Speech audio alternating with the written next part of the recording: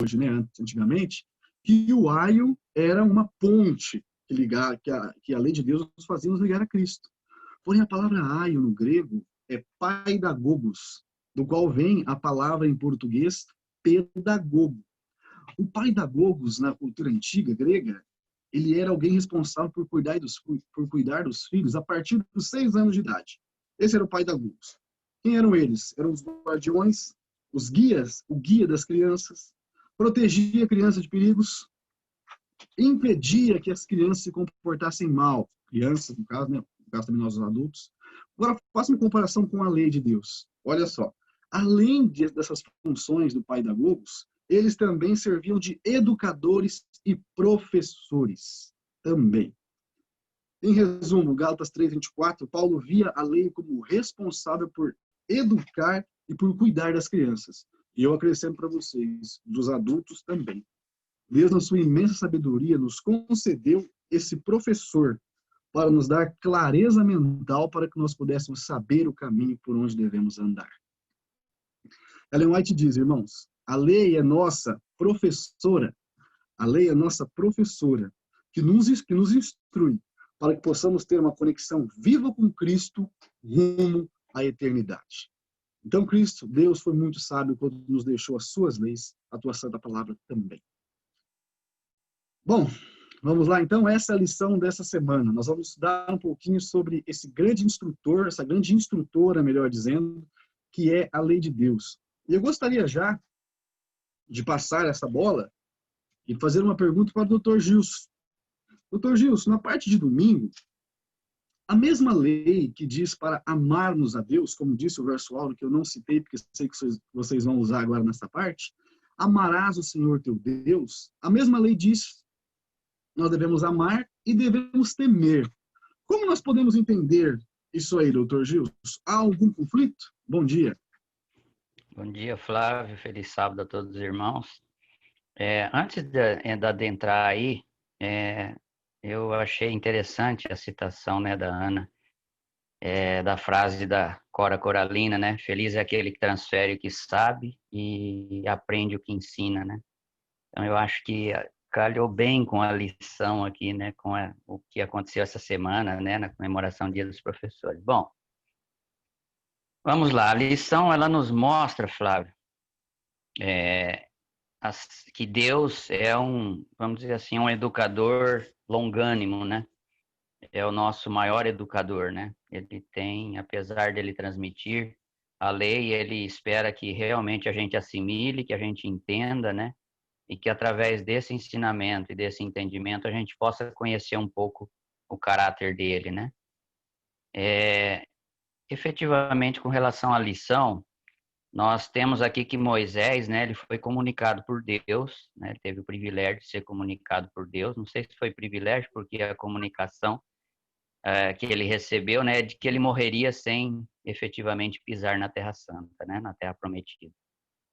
E aí, diante disto, né, Deus pede para que ele transfira, né, para o povo, né, que ele reúna o povo e transfira, né, os ensinamentos, a preocupação que Deus tinha com relação ao povo. Porque com a morte dele, que era o líder, né, que tinha realmente um referencial, né, para guiar o povo unido ali, e mesmo dentro dessa circunstância já era complicado, que alguns se desviavam da lei de Deus, né?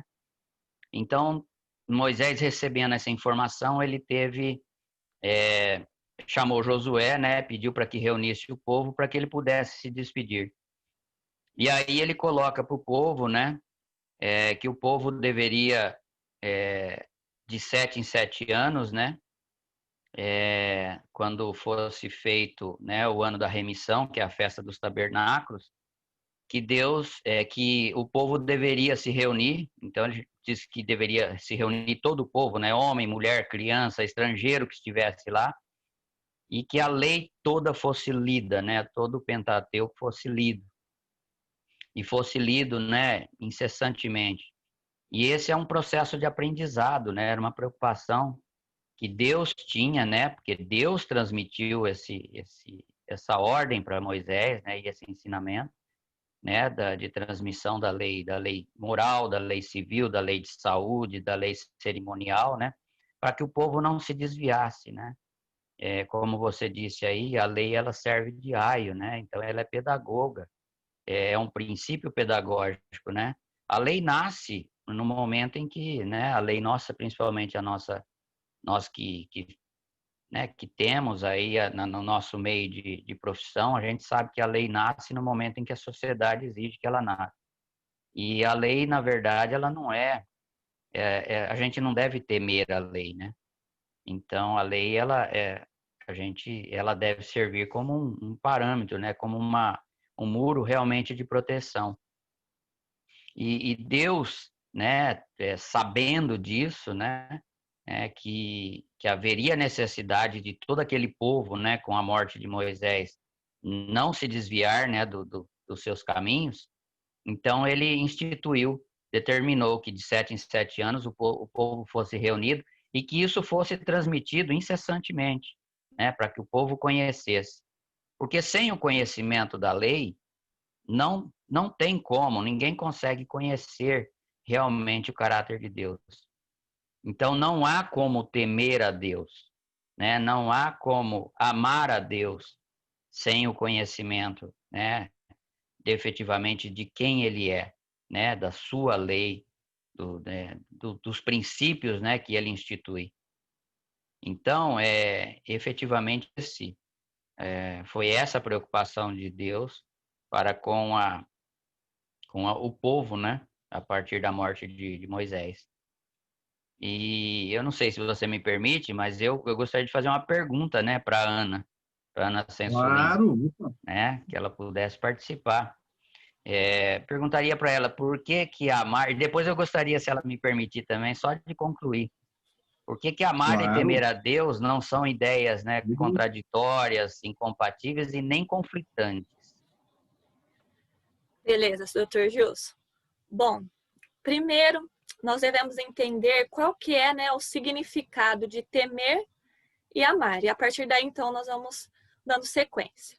Bom, temer, ele tem dois sentidos, que pode ser sentir medo ou temor, ter receio, preocupar-se, mas também tem o significado de dedicar profundo respeito, admiração, reverência. E amor significa forte afeição por outra pessoa, afeição baseada em admiração, benevolência, demonstração de zelo, dedicação. Então, a partir desses significados, né, nós passamos a ter um norte. Quando que você passa a sentir isso, por exemplo, para uma pessoa? Quando você passa a conhecer a pessoa, como foi o que o Dr. Gilson disse, passando tempo junto com a pessoa. E com Deus é da mesma maneira. É assim que nós conhecemos a Deus, estudando a sua palavra, passando tempo junto com Ele. Então, antes de conhecer a Deus, nós somos tentados a temê-lo. Em qual sentido? No sentido de ter medo. Porém, quando você passa a conhecer a Deus, você passa a conhecer o seu amor, a sua misericórdia, a sua bondade, a sua mansidão, a sua paciência, a generosidade. Enfim, você passa a amá-lo e, consequentemente, a temê-lo, mas agora no sentido de admirá-lo, reverenciá-lo, respeitá-lo. O Salmo 128:1 diz assim: Bem-aventurado aquele que teme ao Senhor e anda nos seus caminhos. A partir disso, nós adoramos a Deus porque o amamos. Porque o amamos, nós o tememos. E porque tememos, consequentemente, nós obedecemos. É por isso que não é contraditório, porque passa a ser uma sequência. Você conhece, você ama, você teme e você obedece. Então, conhecendo a Deus, você passa a amá-lo, amando, você teme e temendo, você obedece. Doutor Gilson. Oi, Ana. Obrigado pela participação. É só um detalhe interessante que me chama bastante atenção. Bom, todos sabem, né? Eu vim de uma outra denominação, né? Eu vim da denominação católica. E uma coisa que sempre me deixou bastante confuso era essa questão do temor ao Senhor, né? Porque nós, na doutrina católica, nós entendemos e nós somos ensinados de que o temor do Senhor ele mostra a figura de um Deus, né? Realmente um Deus cruel, né? Que fica esperando você pecar para anotar o teu pecado e depois te apontar o dedo, né? E isso foi uma coisa que sempre me intrigou. Eu não quero me alongar, não, mas é só oportunidade que é bastante, vamos dizer assim, oportuna, de dizer o seguinte: eu sempre estudei isso, eu sempre me intriguei por tentar entender o que é o temor do Senhor, efetivamente no sentido mais profundo, né? Provérbios 8:13 fala lá, né, que o temor do Senhor é o quê? Odiar o mal, a soberba, a arrogância, o mau caminho e a boca perversa, né? Mas a gente vê, por exemplo, em diversos episódios da Bíblia, Moisés, por exemplo, quando ele teve, né, o primeiro contato que Deus apareceu na sarça, né, incandescente ali, que era para ele retirar o povo da escravidão do Egito, Moisés encobriu o rosto, por quê? Porque ele temeu olhar para Deus. Então, a primeira impressão que a gente tem realmente é de medo. Nós vemos, por exemplo, o que aconteceu com Saulo, né, com Paulo, quando ele teve aquele encontro que ele viu a luz, ele caiu por terra, né? Por quê? Porque todos os que estavam consigo, eles ficaram muito atemorizados, né? Isaías, quando teve aquela visão, né, do templo, que a glória de Deus se enchendo aquele lugar, ele disse que, ouvindo aquilo, caíram, né, sobre os seus rostos e tiveram grande medo.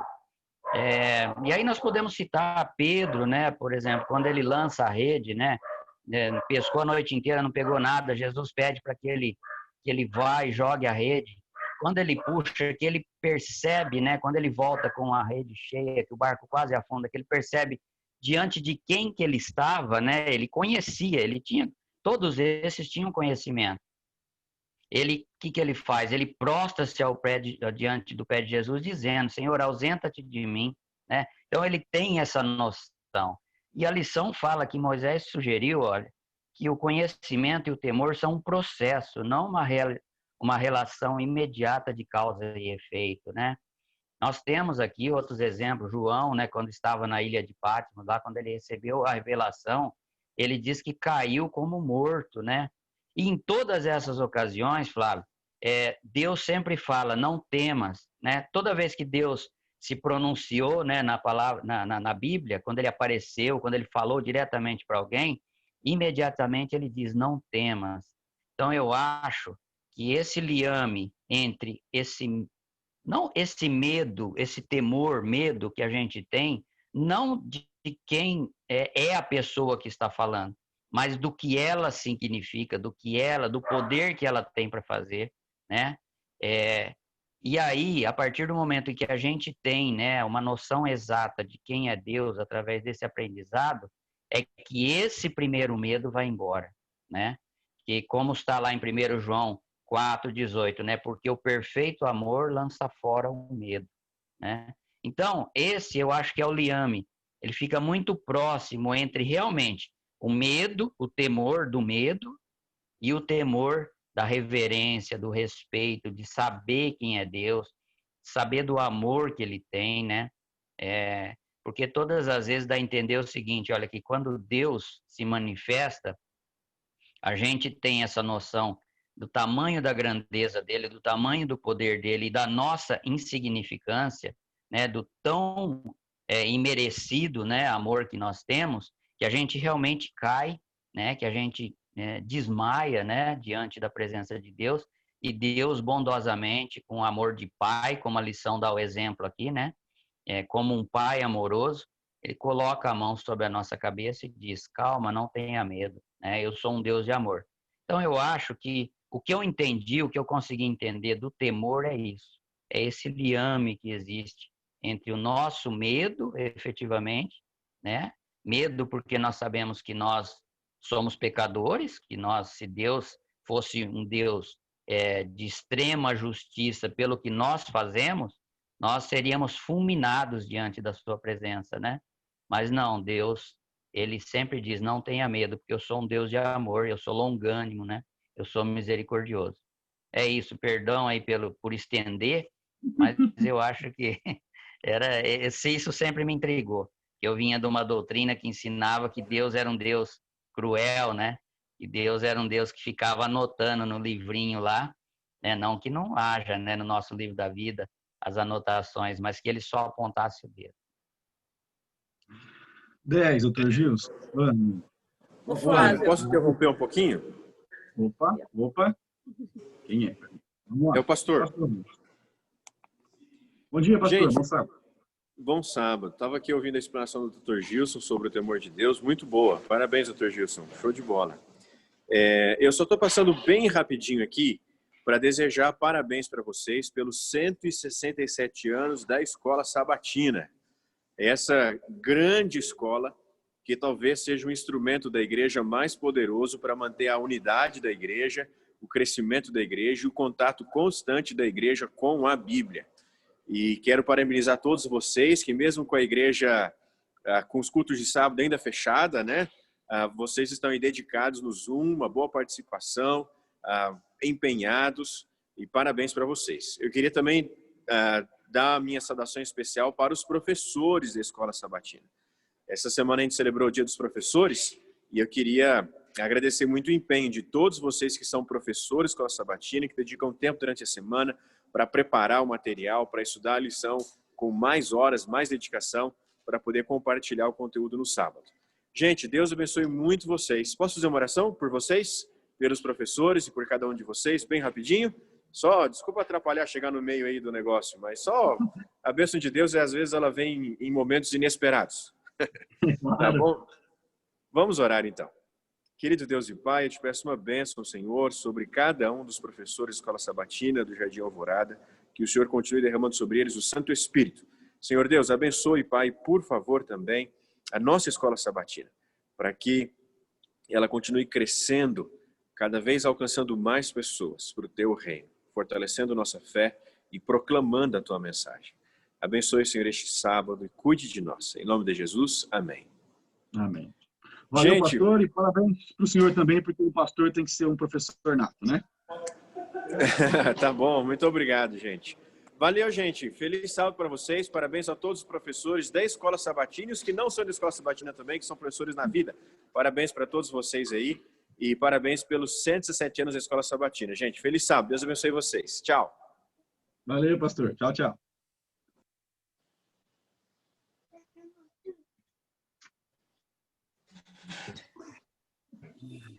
Pastor não, desculpa, Dr. Gilson e Ana, muito bem explanado, viu? A questão do temor, a questão do amor, e como que é interessante o processo educativo de Deus, né? Como vocês já bem disseram, ouvir, aprender, temer, obedecer, por aí vai, amar. Eu queria só puxar um vídeo, uma questão do respeito, do temor, que o Dr. Gilson e a Ana explanaram bem, muito bem agora, a questão da reverência como um temor do Senhor. Notem só o que Ellen White diz. Aos reverentes, àqueles que têm respeito por Deus, pelo Senhor, anjos ministradores abrem os olhos da mente e do coração, para que vejam as maravilhas da lei divina. Irmãos, notem só como que é importante a nossa reverência, o nosso temor, o nosso respeito a Deus. Ellen White diz que anjos vêm nos ajudar a abrir nossa mente para que nós possamos entender melhor o que o professor, o que a professora, melhor dizendo, a lei de Deus quer nos ensinar. Então, notem só a importância do respeito. E não somente isso. O verso diz o seguinte, além da lei divina, a nossa mente é aberta às leis, para entender melhor as leis naturais e também as que regem a parte celestial. Notem só como que, além de nós entendermos o que a lei de Deus diz, nós também conseguimos uma visão ampla de tudo. Então, o estudo da lei de Deus, o estudo da sua santa palavra, nos abre a mente para melhor entender todas as situações. E o bom de tudo isso é que nós temos instrutores, né? Como é que chama? Não é ajudadores de classe, tem outro nome. Não é ajudadores de classe, é companheiros de classe, é os auxiliares dos professores ali. Auxiliares de classe. Auxiliares de classe que estão ali nos ajudando a entender a matéria. Irmãos, olha como que Deus não nos deixou no escuro para que nós pudéssemos entender. Antes de passar para a parte de segunda-feira, aos pais que querem que seus filhos amem e temam ao Senhor, Devem eles mesmos amar e temer ao Senhor, estar familiarizado com os seus ensinos, interessados na sua palavra e viver aquilo que ensina. Se nós queremos ensinar nossos filhos a amar e temer ao Senhor, nós também devemos fazer isso. Eles vão olhar para nós como exemplo. Que isso nos sirva de lição. Obrigado, Ana. Dr. Gilson. Parte de segunda-feira. Eu queria perguntar para o Fê, uma testemunha contra ti. Fê, nós sabemos que uma testemunha, ela não pode mentir. Ela tem que falar daquilo que ela viu e daquilo que ela ouviu. Quais foram as formas, no contexto da história de Israel, as portas para entrar em Canaã? Quais foram as formas em que Deus usou para que o povo nunca esquecesse da lei de Deus? E outra, a testemunha que Deus usou é somente contra ti ou também pode ser a favor? Bom dia, Fê. Bom dia, Flávio. Bom dia a todos. Feliz sábado. O Flávio, Moisés, ele tinha acabado de ter, acho que as duas notícias mais tristes da sua vida. Ele tinha recebido a notícia de Deus de que ele não entraria na Canaã prometida. Ele tinha recebido também a notícia de que o povo entraria. E no auge da sua bonança, da sua prosperidade ali, esse mesmo povo que ele lutou tão arduamente para que conquistasse essa terra prometida, esse mesmo povo se rebelaria. Acho que foram duas facadas no peito de Moisés essas notícias. E se você olha bem no contexto em que ele recebeu essas notícias, ele tinha acabado de fazer o seu quarto discurso, né, trazendo todos os argumentos, trazendo todas, enfim, todas as informações que ele pôde. Um dos versos mais bonitos da Bíblia, né, que a gente vê no verso 30, os céus e a terra tomam hoje por testemunhas contra ti, que te propus a vida e a morte, a bênção e a maldição. Então ele vinha fazendo apelos fortíssimos para que o povo recobrasse os sentidos e ficasse de fato ao lado de Deus. Só que ele recebe essas notícias bem nesse contexto. E interessante que, à luz dessas informações, ele, conduzido por Deus, ele toma algumas atitudes, né, Flávio? Aquilo que você já vinha falando. E eu queria chamar a participação da Lu, aproveitar que ela está aqui do meu lado, e perguntar para ela quais foram essas atitudes, o que Moisés fez bem no meio desse contexto, Lu. Bom dia a todos. Moisés, ele seguiu a orientação certinha do que Deus mandou, né? Quando ele ficou sabendo que ele não ia entrar, Deus escolheu um sucessor, que foi Josué, para ficar no lugar de Moisés. E Moisés, ele instruiu Josué a ser o novo líder. Ele passou literalmente o bastão de liderança para Josué. Então essa foi a primeira atitude, passar o bastão, instruir Josué a ser o novo líder. A segunda atitude foi o cântico. Deus chamou Josué e Moisés na tenda e pediu para que Moisés escrevesse um cântico e ensinasse a todo o povo de Israel esse cântico, para que eles decorassem e aprendessem. Esse cântico, ele era formado por 4 etapas. A primeira, ela mostrava a origem do povo de Israel, de onde que eles vieram, o seu povo, né? A segunda etapa era a bondade de Deus, tudo que Deus fez por aquele povo em todos esses anos. A terceira fase do cântico mostra a transgressão do povo, como que o povo pecaria contra Deus, o que eles iriam fazer, como eles iam transgredir. E por último, as consequências dessa transgressão. E para que servia esse cântico? Era uma advertência ao povo. O povo, ele foi orientado, eles sabiam o que ia acontecer. Se eles transgredissem, as consequências. Então, era uma advertência. E no cântico, quando eles transgredissem, ia ter todas as respostas. O porquê que estava acontecendo aquilo. E era para eles lembrarem a origem deles e quem era o verdadeiro Deus. Então, essa era a função do cântico. E o legal de ser cântico é que tem a questão para decorar mais fácil, né? Quando a gente decora uma letra de música muito mais fácil e pode passar 10 anos, quando começa a melodia, a gente já lembra da letra, né? Então grava muito mais fácil. E além de nos tocar, né, sentimentalmente, assim, a gente fica mais sensível com a melodia, a gente fica mais sensível, nos toca mesmo mais, né, do que apenas um texto. Então, essa foi a segunda atitude de Moisés, que foi escrever e ensinar o povo. E por último foi a lei, que Deus orientou que Moisés escrevesse a lei e que guardasse ao lado da Arca da Aliança. A lei é nosso manual de vida, né?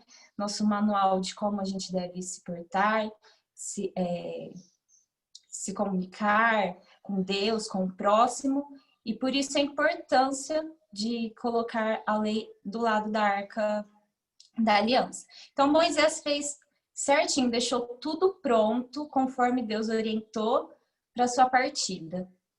Especificamente com relação ao cântico e à lei, a gente tem lá em Deuteronômio 31, no verso 21 e 26, que eles foram usados como testemunha, né, Flávio?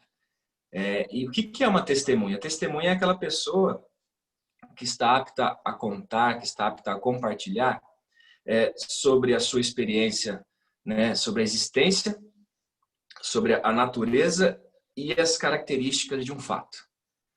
As testemunhas, elas representam um papel muito importante no direito, enfim, quando a gente tem uma audiência, né, você tem os instrumentos de prova, aquilo que pode provar o seu direito.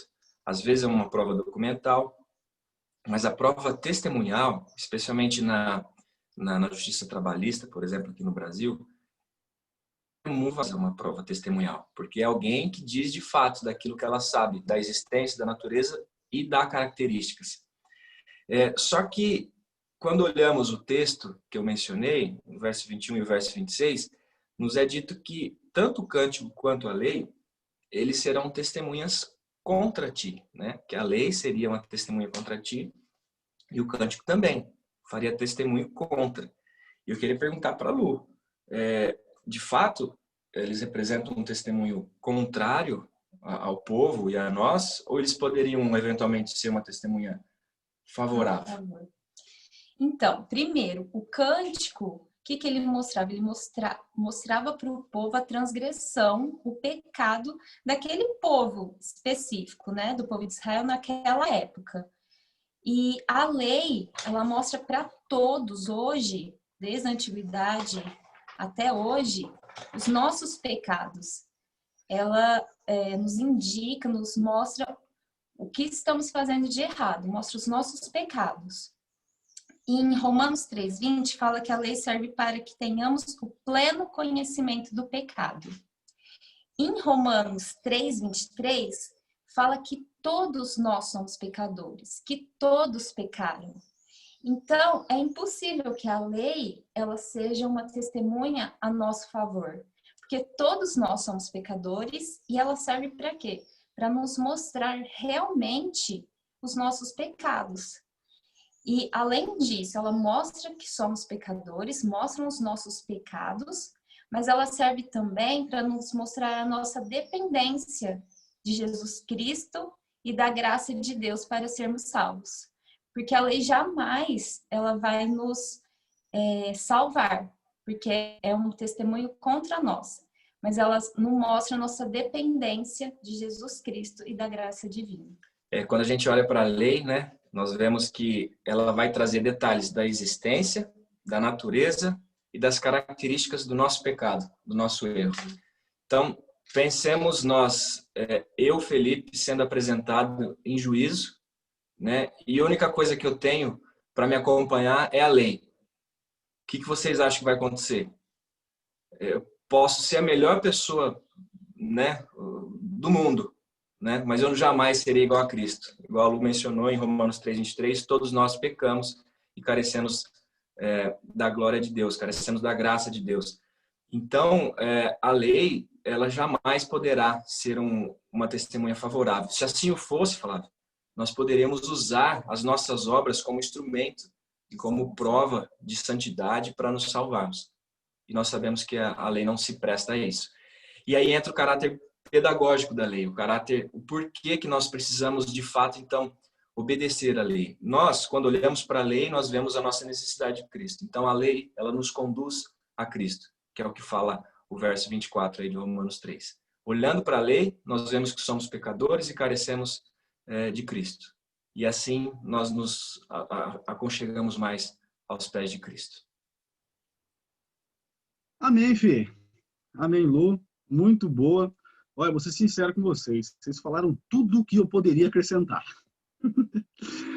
E olha, foi muito bom, viu? E só puxando um ganchinho, Fê e Lu, na parte também de Deus. Na parte também de Deus. Que grande amor, né, rapaz? Tem Deus de fazer pacto com pessoas que ele sabia que iam quebrar a aliança, quebrar o pacto.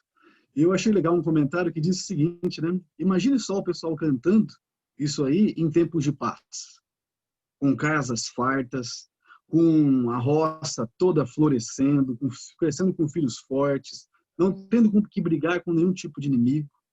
Só que mesmo nesse cântico aí, queria puxar esse ganchinho, no fim do cântico Deus ainda deu palavras de esperança para aqueles ainda que queriam se salvar, e que iam ouvir, né, melhor dizendo, o que a lei, o que o professor gostaria de dizer. Grande é o nosso Deus. Bom, a lei, então, que não quer nos condenar, ela, além de ser uma testemunha contra, né, olhando, como o Felipe disse, as nossas obras, elas nos mostram o nosso problema e nos guia a solução deles. 10, Fê, Lu, brigadão. Vamos lá, vamos correr um pouquinho. Parte de terça-feira. Parte de terça-feira.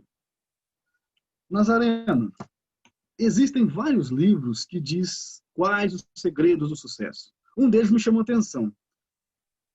O segredo do sucesso. 60 dicas para tornar R$12 em 12 milhões. Eu achei bem interessante esse título, que eu falei, puxa, acho que eu vou comprar esse livro para ler, né? Fiquei muito tentado a comprá-lo para ler, se eu não tivesse estudado a lição. Mas, segundo a Bíblia, segundo a lição da Escola Sabatina, qual o segredo do sucesso? Bom sábado, bom dia. Bom dia. Eu acho que você tem que comprar esse livro para ler e para você. Pois é. Aí depois você me conta o segredo. Tá bom. Irmãos, na parte de terça-feira, nós vamos ver a lei de Deus como fator de prosperidade e sucesso. O sucesso é uma ambição de todo mundo. Só que tem um detalhe. O sucesso, segundo o padrão mundano, seria o quê? A fama, a popularidade, a riqueza. E nós bem sabemos que só pessoas com talentos extraordinários alcançam essa posição de sucesso e reconhecimento, de celebridade. Entretanto, o que Deus nos propõe através das Escrituras é o sucesso segundo o padrão divino. E é este padrão que eu gostaria de convidar vocês a conhecê-lo agora, porque nos envolve a todos. Todos nós temos chance de alcançar este padrão divino de sucesso, porque ele é a medida que nós precisamos para sermos felizes aqui nesta terra e ainda termos a vida eterna. O padrão divino está apresentado em Josué 8, ou melhor, 1, versos 7 e 8. Eu faço questão de ler, que diz assim, olha só, tão somente ser forte e muito corajoso, Deus falando a Josué, para teres o cuidado de fazer segundo toda a lei que o meu servo Moisés te ordenou. Dela não te desvie, nem para a direita nem para a esquerda. Vejam só, qual é o resultado de não se desviar da lei? Andar segundo a lei, para que sejas bem-sucedido por onde quer que tu andares. É prometido aí o sucesso para aqueles que andam nos caminhos de Deus. Verso 8. Também não cesses de falar deste livro da lei. Antes, medita nele de dia e de noite, para que tenhas cuidado de fazer segundo tudo quanto nele está escrito. meditar, falar, meditar e fazer. Por quê?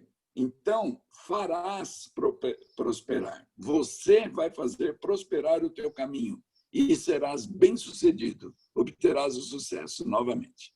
Vocês perceberam, irmãos? A lei de Deus é um fator de crescimento em todos os aspectos da vida. Quando nós andamos nos caminhos de Deus, segundo a sua lei, nós encontramos a felicidade plena aqui e, por fim, a vida eterna. Existem certas igrejas hoje que pregam sobre a teologia da prosperidade, mas é uma teologia falsa, irmãos, porque eles se referem apenas aos recursos financeiros e muitas vezes o fazem com segundas intenções, não são legítimos, porque eles prometem riqueza. Olha, devolva o dízimo, devolva a oferta, faça doações do teu apartamento, da tua casa, do teu carro, e você receberá um carro zero, uma casa muito melhor, maior e assim por diante. Não é isso que Deus nos propõe, irmãos. Para sermos prósperos, nós temos que andar nos caminhos da lei de Deus. É este o segredo. E nos serve a todos essa advertência. Eu gostaria de fazer um convite à Rafinha, que ela nos respondesse. Rafa, qual que é a diferença entre o rico e o próspero, entre a riqueza e a prosperidade? Por favor. Bom, então, para muitas pessoas pode até parecer ser a mesma coisa, mas não é. Basicamente, um rico ou a riqueza é a fartura e abundância de bens que uma pessoa possui, seja em dinheiro, seja em patrimônios, seja em várias coisas que envolvem muito dinheiro, muitos bens, enfim, é muita abundância. A prosperidade já é o desenvolvimento da pessoa como um todo, seja no campo físico, no campo espiritual, no campo mental e emocional. E para que nós possamos prosperar, nós devemos agir, nós devemos nos dedicar a fim de obter o resultado desejado, ou seja, a prosperidade. Mas agora eu faço uma pergunta para vocês. Como que nós podemos obter a prosperidade? Seria através de riqueza? Seria através do dinheiro? Não. Eu trouxe 2 exemplos bem simples para que a gente possa compreender. O primeiro, na área da saúde. O que nós devemos fazer para termos uma boa saúde? Deus nos deixou os 8 remédios naturais. O que nós devemos fazer é segui-los, para que assim teremos uma boa saúde. Na parte espiritual, o que nós devemos fazer? Ler, estudar a Bíblia diariamente, orar e um dos mais importantes, praticar as boas obras em nome do Senhor. Então, é através das nossas ações que nós seremos abençoados com a graça de Deus. E que nem o Nazaré disse, nós podemos ter o sucesso divino, mas primeiro nós devemos buscar o reino de Deus e suas coisas, praticar as suas boas obras e assim nós seremos grandemente abençoados. E para finalizar, eu escolhi 2 versos que se encontram lá em Mateus 6, 19 ao 21 e o outro é do 31 ao 33. Eu vou ler aqui para vocês. O primeiro. Não acumuleis para vós outros tesouros sobre a terra, onde a traça e a ferrugem corroem, e onde os ladrões escavam e roubam. Mas ajuntai para vós outros tesouros no céu, onde a traça nem a ferrugem corrói, e onde os ladrões não escavam nem roubam. Porque onde está o tesouro, aí estará também o teu coração. E o outro. Portanto, não vos inquieteis, dizendo, que comeremos, que beberemos, ou com que nos vestiremos?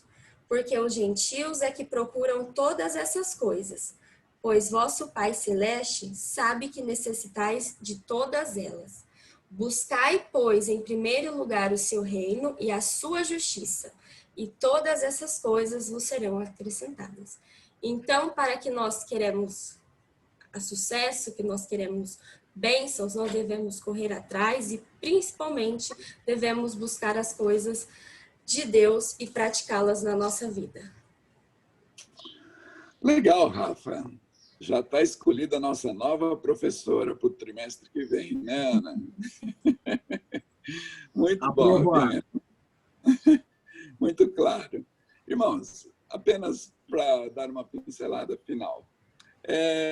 Deus, então, nos dá os meios pelos quais nós podemos ser prósperos. Que meios são esses? Através da sua lei, dos seus caminhos, buscando as verdades eternas. Este é o padrão divino de prosperidade.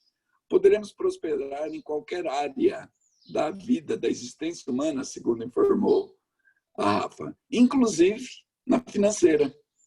De que maneira que nós crescemos, somos prósperos na questão financeira? Trabalhando, devolvendo dízimo, dando as nossas ofertas. É isso. Aquele que é fiel no pouco será colocado sobre o muito, diz a Bíblia.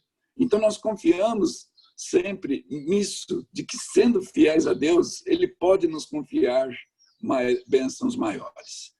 Se quisermos ter conhecimento, sabedoria, vamos estudar. Então, a prosperidade é um caminho que nós andamos de mãos dadas com Deus. Aquilo que nós temos, embora seja pouco, nós oferecemos a Deus e Deus, com a sua bênção, vai nos dar o crescimento. A prosperidade, portanto, é melhor do que a riqueza, porque ela envolve diversas áreas da vida humana. Se nos perguntarmos se preferimos ser ricos ou prósperos, nós devemos responder: eu quero ser próspero em Cristo Jesus. Amém. Nazaré e Rafinha também tem a mão contrária a isso, né? Segundo a Crônicas 24, 20, Deus diz assim: vocês não prosperam porque transgredes os meus mandamentos e meus estatutos. Então, caso nós transgridamos, né, os mandamentos de Deus, mas nós não vamos prosperar em nada. Em nada. O pastor Toninho sempre diz, né, que o segredo do sucesso é o esforço humano mais o poder divino. E o sucesso, a forma do fracasso é tirar o poder divino disso aí. Então, foi muito bem explicado. Eu queria só apresentar um verso, Nasa e Rafinha, dos evangelhos, que diz que o homem não pode conseguir coisa alguma se do céu não lhe for concedido. Nós não vamos conseguir ter sucesso em nada se não nos dedicarmos aos caminhos de Deus, não nos dedicarmos ao estudo de sua palavra e à comunhão com Ele. Valeu, hein? 10. Vamos correr, que assim, 10 e 5. Eu queria perguntar para o Toso. Toso, o Nasa e a Rafinha agora falaram sobre a prosperidade que provém da lei. Toso, guardar, observar, obedecer à lei de Deus é uma garantia de que no mundo nós não teremos aflição? Bom dia a todos.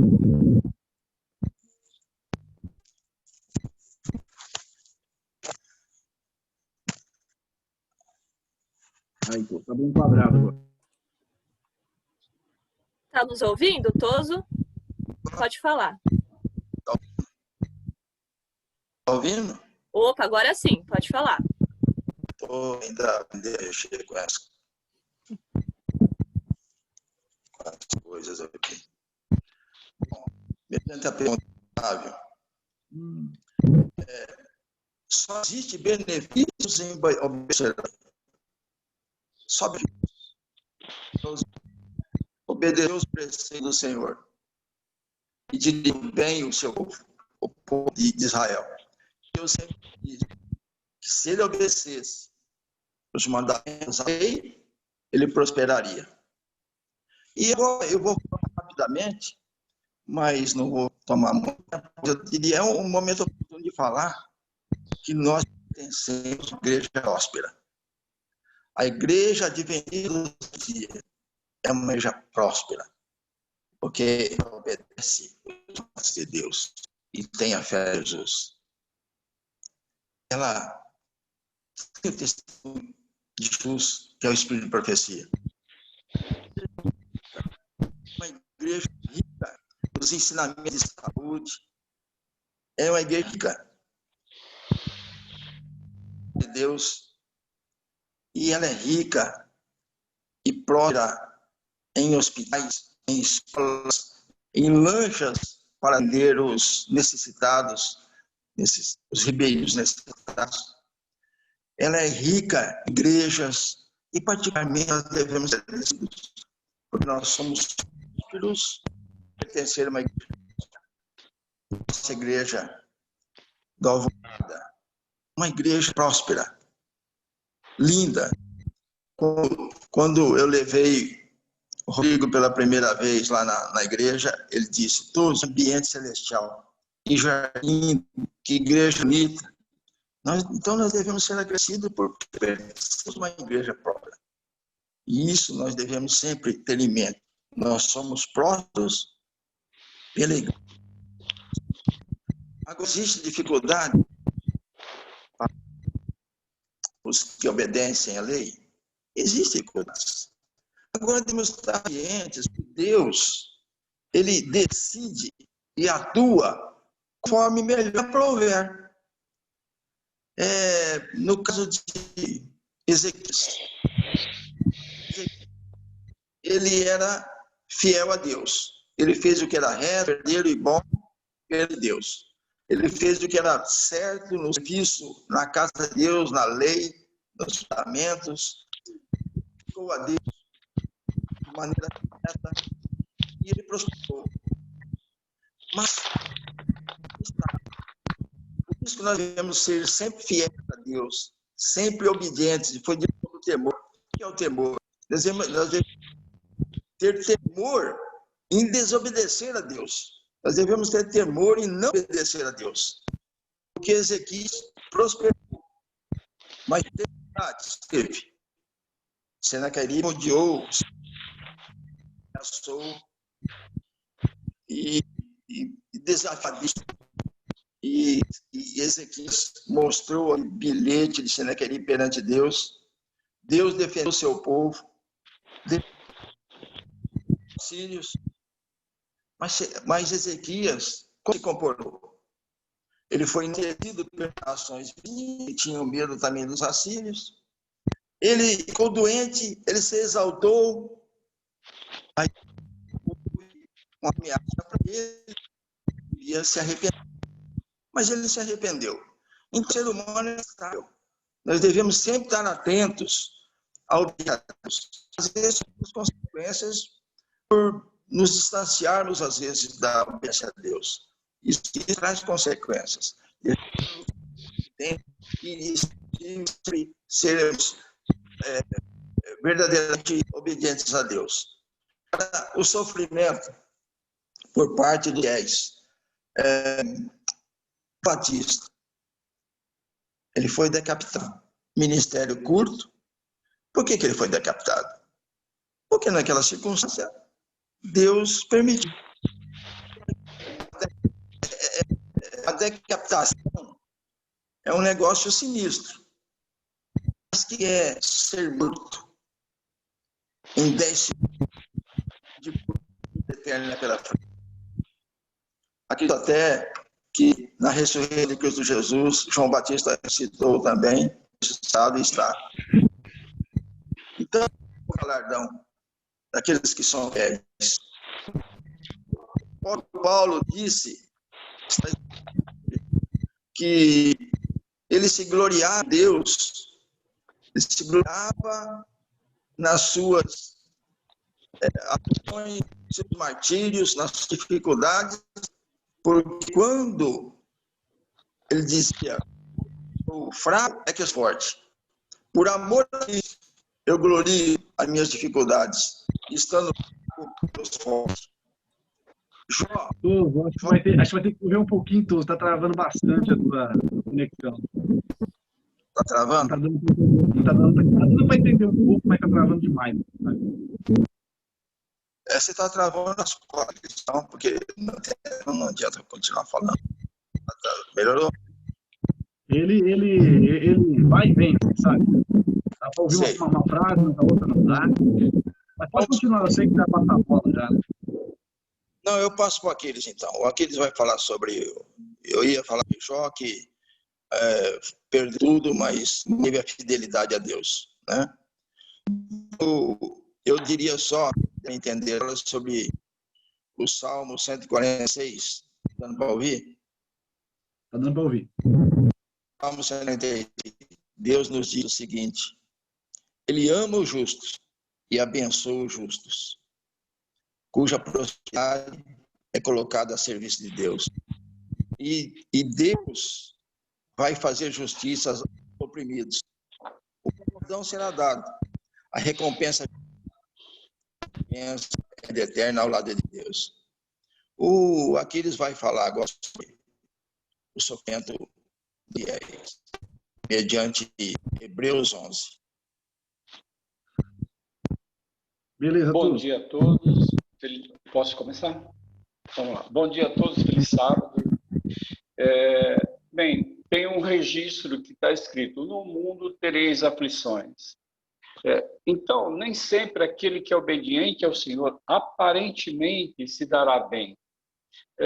Ele pode levar muitas desvantagens nesse mundo. Nos parece que aqueles que não são fiéis ao Senhor estão sempre se beneficiando com mentiras, com falcatruas, com desenvolvimentos ilícitos. Então, nós perguntamos: aonde está Deus que não enxerga tudo isso? O sofrimento, às vezes, nos tenta acreditar que não tenhamos tanta vantagem em sermos fiéis ao Senhor. Mas, irmãos, calma. Jesus disse que o reino dele não é deste mundo. Ou seja, o sofrimento que experimentamos aqui é a certeza que representa a vontade de Deus.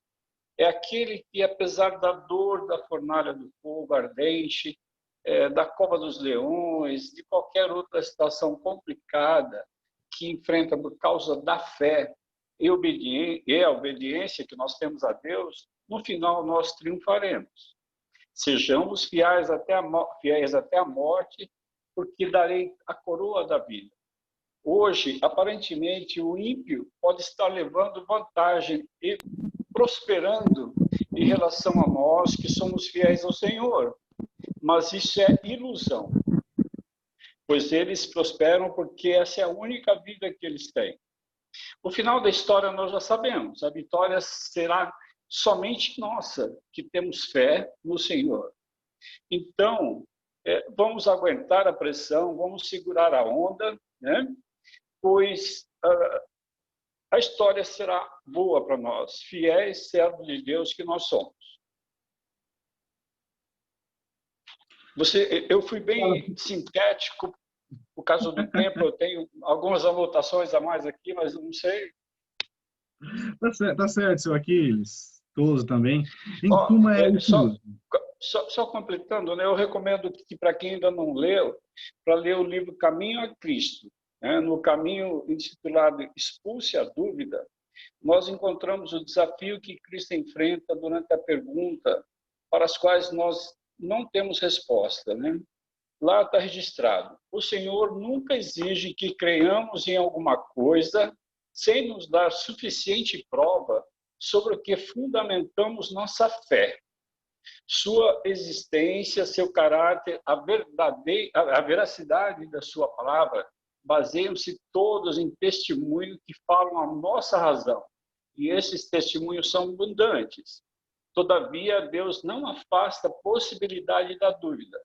Nossa fé deve repousar sobre evidências e não em demonstrações. Os que quiserem duvidar hão de encontrar oportunidade, ao passo que nós, né, que desejamos realmente conhecer a verdade, encontraremos abundantes provas em que basear a nossa fé.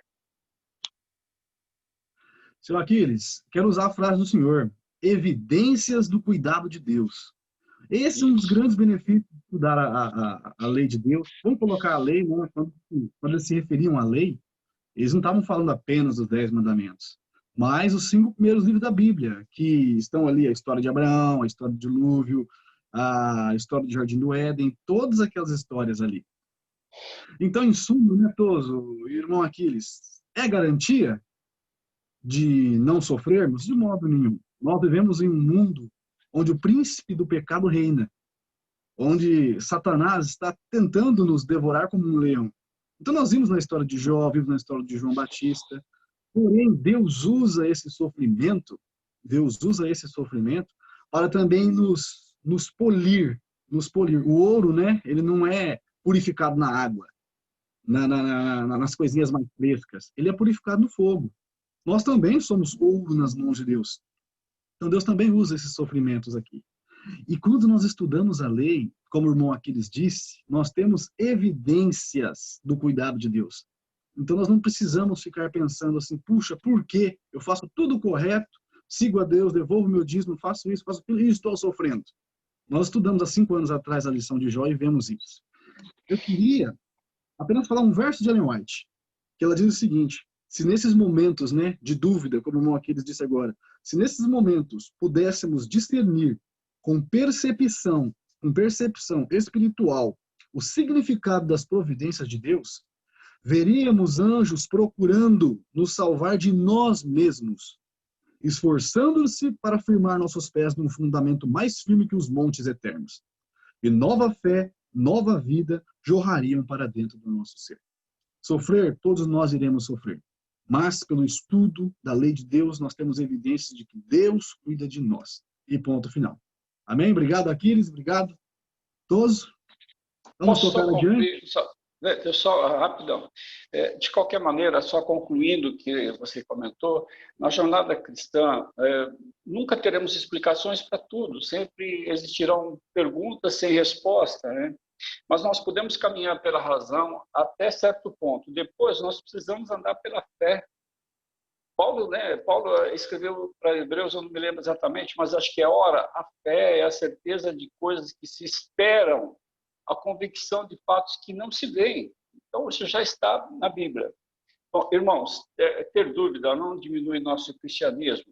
Na verdade, só tem dúvida, só tem fé, né? Nós só temos fé porque nós temos dúvida.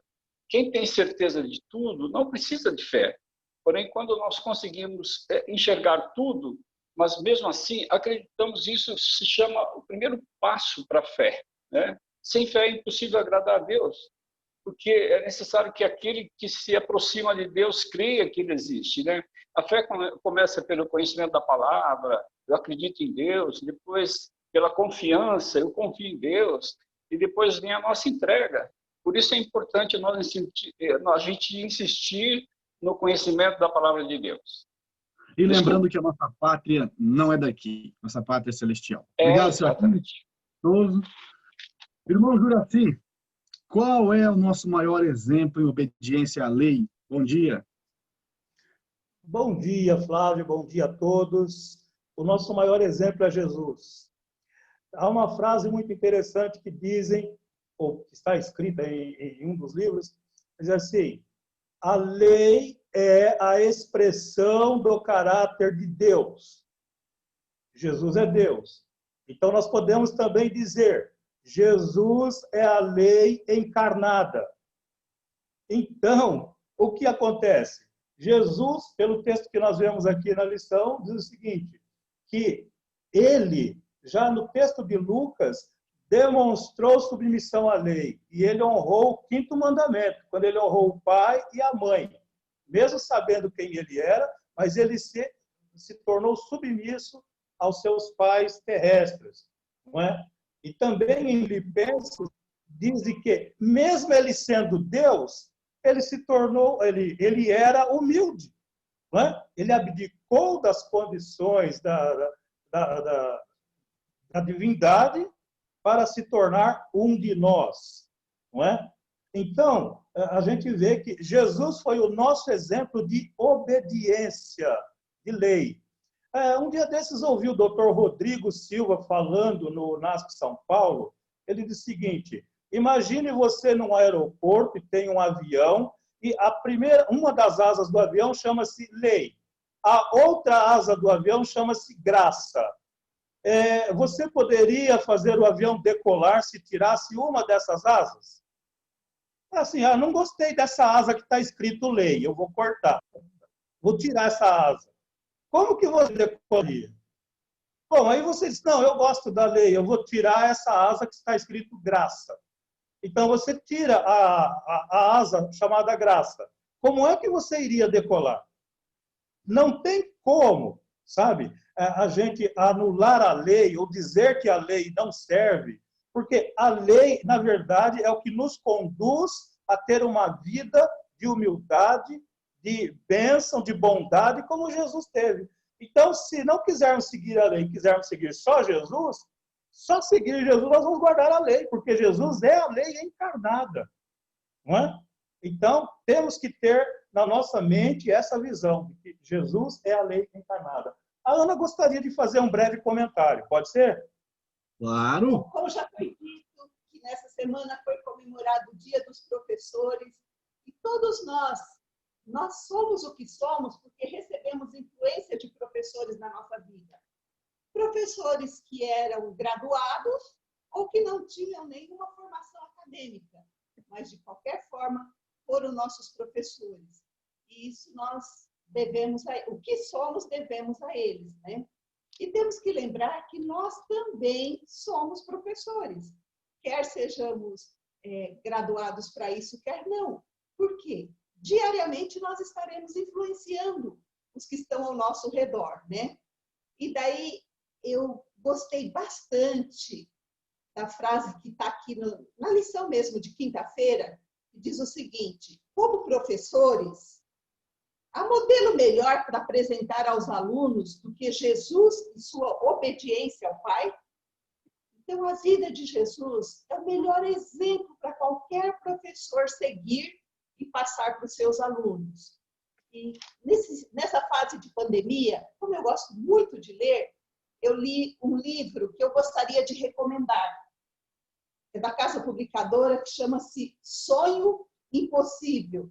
É do Barry Black, que foi um capelão no Senado americano.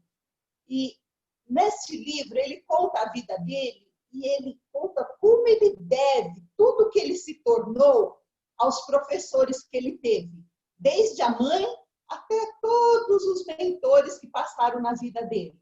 Então nós vemos que os professores são muito importantes, mas temos um modelo, que é Jesus. Sabemos que os discípulos, por exemplo, tiveram um privilégio enorme de receber os ensinos pessoalmente de Jesus. Nós não vivemos naquela época, mas podemos ter também o privilégio de aprender sobre Jesus. E, como diz aqui na perguntinha do rodapé, como nós poderemos ser o melhor professor para os outros, se não seguindo o exemplo de Jesus? E, no caso, me fez lembrar que as palavras convencem, mas o exemplo arrasta. E Jesus ensinou, não só por palavras, mas como por exemplo. E nós também precisamos ensinar por palavras, mas também por exemplo. E o melhor é a obediência. Amém. Obrigado, dona Ana. Obrigado, seu Jura. Quantas coisas nós podemos aprender com o mestre dos mestres, o professor dos professores. Porém, quantas coisas nós podemos também aprender com o aluno dos alunos. Eu li essa expressão na semana passada e achei muito interessante. Jesus, além de professor, além de mestre, Jesus também é o aluno dos alunos. Um exemplo de obediência à lei. Ele, como o senhor mesmo disse, é a lei encarnada, né? Mas mesmo assim, ele se submeteu à sua influência e por isso é o nosso maior exemplo. E o grande convite que Cristo faz a nós também nessa parte da lição, né, seu Juraci e dona Ana, é andar assim como ele andou. É difícil? É impossível guardar a lei de Deus? Não. Cristo veio como ser humano para nos mostrar que essas coisas também são possíveis. Que é possível, sim, obedecer à professora, que é a lei de Deus. Somos chamados a andar como ele andou, ser educado como ele foi, e assim poderemos observar e guardar a lei, assim como ele também fez. Muito obrigado, seu Jura, dona Ana. Bom, partindo para a parte final da lição, na época escolar, nós poderíamos não, né? Nós tínhamos aquelas matérias que nós mais gostávamos, né? Alguns gostavam mais de matemática, eu particularmente gostava de geografia e história, e você se aplicava mais a aprender naquelas matérias. Porém, tinha aquelas que você menos gostava, né? E você não se aplicava tanto a aprender aquelas matérias. Qual foi o resultado disso? depois de terminar a escola, de ingressar no mercado de trabalho. Se a sua matéria que você não gostava for matemática, complicado. As consequências serão, quem sabe, até bem grandes, porque hoje em tudo você usa numerais, usa tabuada, usa matemática. Porém, e também não menos importante, se a matéria que você menos gostava era educação artística, se você, como eu, não tinha tanta habilidade em desenhar, as consequências, logicamente, virão, mas não serão tão grandes assim. Por que eu estou falando isso? Com a lei de Deus, os seus estatutos, seus juízos, mandamentos, preceitos, nós podemos rejeitá-los? Podemos sim. Deus nos dá o livre-arbítrio. Porém, a consequência negativa é certa. Diferente da nossa escola, que umas consequências seriam mais, outras menos. Com a lei de Deus, as consequências negativas serão certas. Nós aprendemos que eu e você não prosperaremos se nós rejeitarmos os mandamentos de Deus e deixar de segui-lo. Irmãos, em Deuteronômio capítulo 30, tinha deixado aberto e fechei. Deuteronômio capítulo 30, no finalzinho, ele diz bem assim: porque este mandamento que hoje te ordeno não é difícil, não é demasiado difícil e não está longe de ti. E o verso 14 diz: porque esta palavra está muito perto de ti para cumprires. Irmãos, está muito perto de mim e de você. A Bíblia Sagrada, a lição da escola sabatina, todos os meios para que nós possamos entender melhor a lei, possamos estudar melhor a palavra de Deus. Se guardares o mandamento que hoje te ordeno, que ames o Senhor teu Deus, que andes nos seus caminhos e guardes os seus mandamentos, os seus estatutos e juízos, viverás e te multiplicarás e te abençoará e também prosperará. Porém, se desviares, certamente morrerás, certamente perecerás, certamente não prosperarás.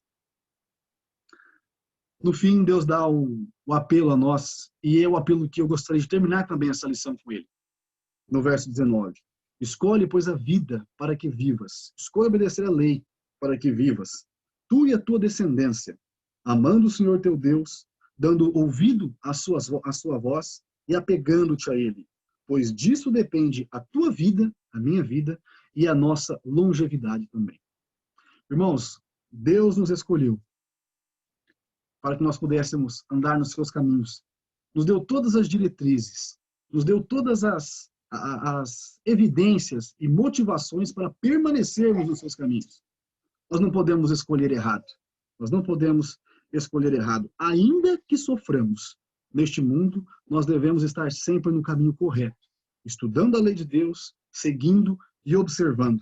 Ellen White diz: se estudada e obedecida a lei, nos guiará, assim como o povo de Israel foi guiado pela nuvem e pela coluna de fogo. A lei de Deus, ela não é só um professor, uma professora, mas um guia para a eternidade. Que nós, nesse dia de hoje, possamos escolher pelas coisas eternas, possamos escolher pela lei de Deus, e assim, então, obedecer a lei e também a Jesus Cristo. Aninha, desculpa, 10h30, mas assim eu gostaria de terminar essa lição, que nós possamos fazer esse firme voto com Jesus. Bom, eu queria agradecer ao Flávio por coordenar a lição, a todos os professores também, e agradecer àqueles que participaram, mas eu achei que muitas pessoas não participaram dessa lição, não. A gente não precisa ter vergonha, só ligar o seu microfone. Às vezes você tem algo a acrescentar que é muito importante, então não deixem de participar. E eu acho que só tem mais 2 sábados que nós faremos a Escola Sabatina pelo Zoom, né? Depois de 2 sábados, mais um? Um é 2? Eu acho que é mais um só. É só no próximo, e aí no próximo a gente já tá na igreja, se Deus quiser. Então só mais um sábado aqui pelo Zoom, que todos nós possamos estar presentes também no próximo sábado. E Flávio, você poderia fazer a oração final para podermos assistir o culto? Posso sim, Rafa. Vamos lá. Oremos. Senhor, nosso Deus, nosso Pai que estás nos céus, muito obrigado, Senhor, porque aprendemos mais uma vez através do estudo de hoje que o Senhor nos deixou a lei para nos ensinar, para nos guiar, ó Pai eterno, para nos proteger e para nos levar até a vida eterna, para melhor encontrarmos o caminho para a salvação, para a vida eterna. Obrigado, Senhor Jesus. Que o Senhor possa nos abençoar e que nós possamos estar sempre firmes, ó Deus, na Tua palavra e que possamos sempre escolher a vida, escolher estar nos Teus caminhos. Em nome de Cristo Jesus. Amém, Senhor. Amém. Muito obrigada a todos e até o próximo sábado. Tchau, tchau. Fiquem com o culto. Tchau. Valeu, tchau, Tchau, tchau.